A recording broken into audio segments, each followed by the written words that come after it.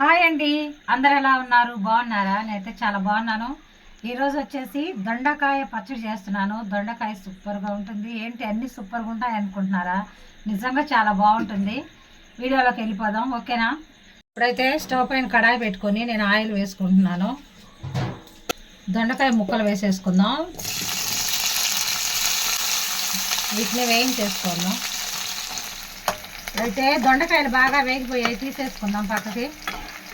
దొండకాయలు తీసి పక్కన పెట్టుకున్నాం. ఇప్పుడు పచ్చిమిరపకాయలు వేసేసుకుందాం. ఇప్పుడు పచ్చిమిర్చి కూడా దించేసుకుందాం. వేగిపోయాయి కదా, వీటిని కూడా పక్కన పెట్టేసుకుందాం. టమోటాలు కూడా తీసి పక్కన పెట్టేసుకుందాం. కొద్దిగా ధనియాలు, కొంచెం జీలకర్ర, కొన్ని మిరియాలు కూడా వేస్తున్నానండి. నచ్చితే మీరు వేసుకోండి, లేకపోతే లేదు. నేనైతే వేస్తున్నాను. ఇవి కూడా తీసి పక్కన పెట్టేసుకుందాం. వేగిపోయాయి. ఇప్పుడైతే ఇవన్నీ దంచుకుందాం. చింతపండు వేసాను, కొంచెం తెల్లగడ్డ, టేస్ట్ సరిపోయినంత ఉప్పు, ధనియాలు, జీలకర్ర, మిరియాలు వేసాం కదా, అవి దంచేసుకుందాం. ఇప్పుడైతే చింతపండు బాగా మెదిగిపోయింది. పచ్చిమిరపకాయలు వేసుకుందాం. వీటిని కూడా దంచేసుకుందాం. టమోటాలు వేసేసుకుందాం.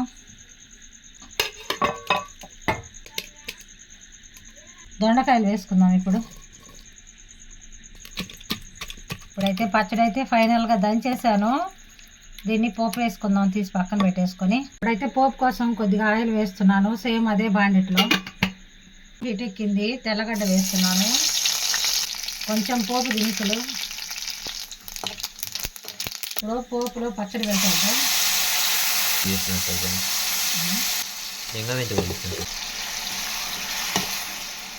కొంచెం ఇంకా వేస్తున్నానండి. కొంచెం